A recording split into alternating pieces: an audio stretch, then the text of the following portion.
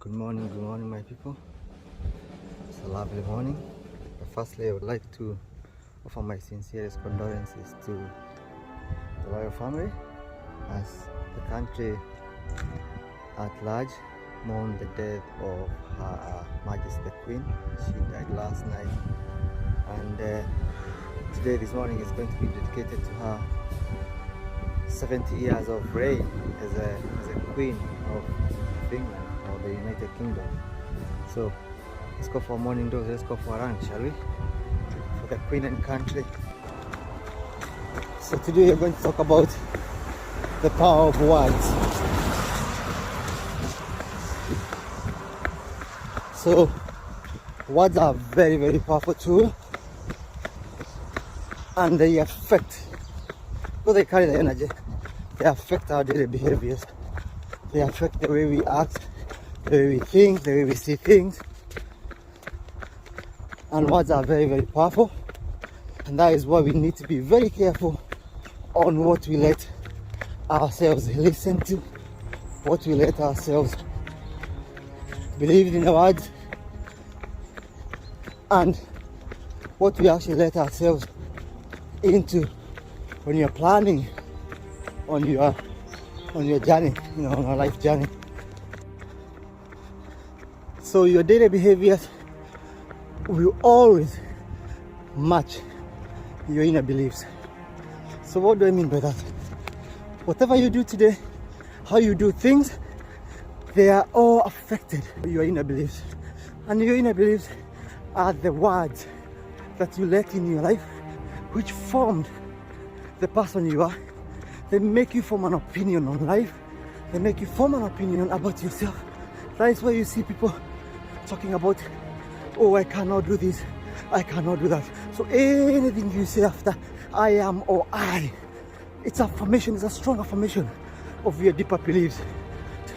So whatever you need to be very, very careful on what you believe in, what you believe yourself to be. So if you say, I am going to have a very good day today, the day hasn't come, but you started preparing yourself positively. I am going to meet lovely people who are going to affect my life positively. You've already started preempting the day, so you have a good head start. And that's why we say we need to clean our vocabulary, because a lot of people are damaging their future with the words they keep on saying every day without knowing. For example, someone might say, I hate Mondays, or today is going to be a long day, or I didn't sleep well tonight, so I'm going to have a bad day today. You've already decided what you want, and your body, especially your subconscious mind, your loyal dog, it will give you whatever you ask. So if you're preempting your day to be a bad day, it will be a failure in your subconscious mind. But that is what you purpose, that is what you wanted. So the words we have, the words we use, they're very damaging. But we take those things for granted because life is very fast. You wake up today, you have routine. Routine is subjective. Your routine, what you do subconsciously, what you do in autopilot, again affects the way you do things. So all those things you keep preparing yourself, or you do them in autopilot mode, they affect and influence your day. So if you start the day by opening your mobile and start looking at people asking you for bills, or all the bad things you're going to feed your day, that is not a good way to start a day. You start a day by waking up in the morning. However, whatever time you wake up, give yourself maybe 5 minutes before you wake up. So what does that mean? If you know you need to be somewhere by 7 and it takes you an hour to prepare, so give yourself an hour and 10 minutes. So that the 10 minutes, it's waking up. You don't need to check your mobile and see how many people have cast to who. You just wake up. The 5 minutes, it's preparing yourself for the day, because preparation, it's everything. You prepare a positive mind, you think positive, and you carry those words so that they'll be your arsenal, because days might not turn out the way you want them to be, but because you're prepared and you're always looking for a positive thing. So if somebody comes to you and they're horrible to you, and your affirmations in the morning were, I'm going to have a good day, I'm going to meet good people, so straight away you say, this is not the right person my day is going to be affected by, because the best person is going to come. So you're able to overcome the obstacle because you're already looking on a positive. You're looking for that good thing. And when the good thing comes, it's an energy. If somebody comes and you work in the sales, someone is very generous with words or deeds, hold on to that energy. And remind yourself, reward yourself if you may. Yes, you see, I said I'm going to have a good day. This is the good day I was talking about. Keep them coming, keep them coming. So you attract that energy that you've just received there. So someone else walking across the street, they will see something that's attractive that you're selling, and they'll be attracted to that. Because that is what you're looking into. That's the energy you're sending, or you're giving your subconscious mind to go and bring it. And that is how you manage your day. And your day becomes a week becomes a month becomes a year, and then you start to see changes in your life. So for example, Muhammad Ali, one of the greatest boxers of all time, he used to win his fights even before he stepped on the ring. Because what did he used to do? He was so confident. He was so confident of his ability. He was so confident he's going to win. And he was even going a step ahead, which is, and a lot of researchers have actually used or studied Muhammad Ali's brain and mind game, and they've actually put it down on a book as a process for you to prepare, for you to affirm and most prophesy about your future. He used to say that I'm going to knock my opponent on my second round or whichever round. And this has two effects. The first effect is he's going to win in the mind of this person, because remember, even the person who he's talking about, this is going to his ears. The opponent is allowing the words to get into him. So as much as he doesn't think that it's going to be possible, it's a possibility. So he's already waiting for the knockout in the second round. And to Muhammad Ali's side, you have this extra adrenaline surge of, remember, I promised myself, I promised everyone that I'm going to knock this person on the second round. So that second round or the third round, he's going to have this extra energy, extra adrenaline, because this is the day. This is when I've been waiting for this to happen. And he doesn't think that he has no doubt in his mind that he is going to go past that round. But if it happens, he's good. He's quick to go back to the drawing board and say, you know what? I gave him a punch. I could see he took a punch and he knew my power. So he's always positive, encouraging himself. So if you set yourself to do something and it doesn't go your way, don't give up.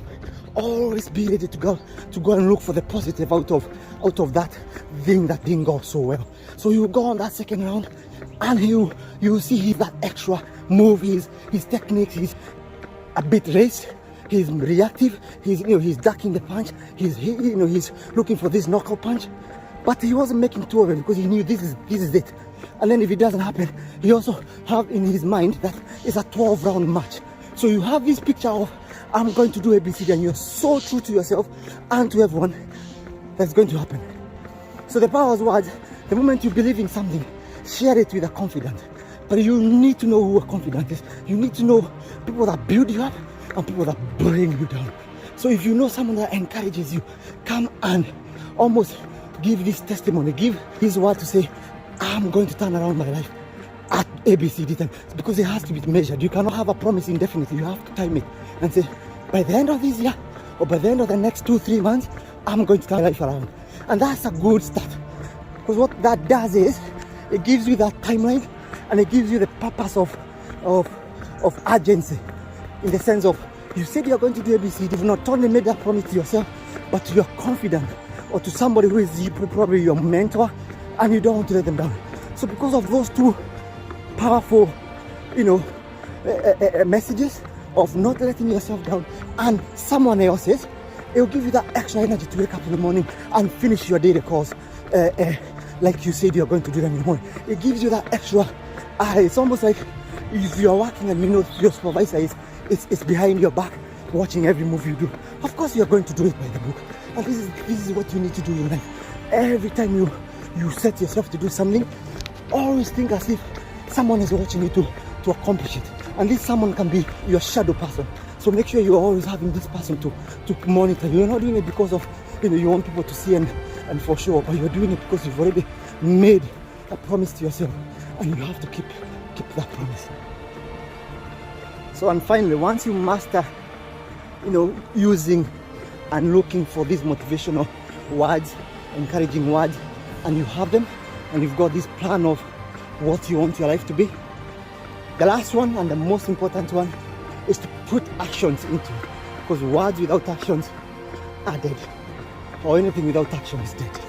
So you have to match your words to the action. For example, if someone is preparing for a marathon, you know you need to do 30 miles. Your training should be focused on long distance running, and then you need to know, how do I build myself up, as opposed to somebody doing a sprint where they know it's a short distances. How do I need to do them? Is it 50-meter sprint? Is it 200 meters, long sprint? And how do I now practice, then give myself a bit of cool off period before I can go on the actual race? And this is life, because life doesn't just happen. You have to plan. And people think, you come to this world and fate will take its place. No, you have to be in control of your life. But at whatever stage you find yourself, you're born. The first 7 years you are learning from people around you.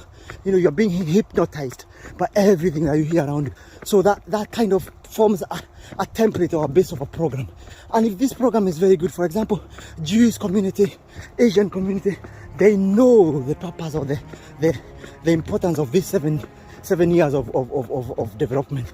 And that is when they are there for their kids. That is when they instill this business mind, business ideas, good things in them, so that by the time they're now going towards their adulthood and puberty, they already have a program. They know they are reading from a script that they've already instilled in them. And this happens to even athletes. Look at the football academies. They're honing these talents when they are very, very young, so that they can imprint it in them. And it doesn't mean that if you miss the 7 years, it's doom. It means you have to work that extra harder to get to that level playing field. And this is life, because sometimes you find yourself on a positive because maybe you have a better ability of learning and holding information. And sometimes you find yourself you have to do extra over and above to be on the same level playing field. So you need to understand your strength and weaknesses, and know when you need to do extra or where you need to put extra effort. And at the same time, you're not neglecting what you're good at, because you need to improve on what you're good at, but also improve on your weaknesses. And that is personal growth. So all these things, they start with words, the words you feed yourself, what you believe about life and about you as a person. And then they start up the emotions, and the emotions affect the way you react, and the way you react affect the action. So the way you react into certain things, that is how you're going to see the result. So your emotions affect your actions, and your action leads to results. So it's very, very good. So to summarize, the words that we keep, the words that we take, the words that we believe in, those affirmations, you need to be very careful on what you put in your mind and what you believe in, so that you can succeed. Have a lovely day, folks.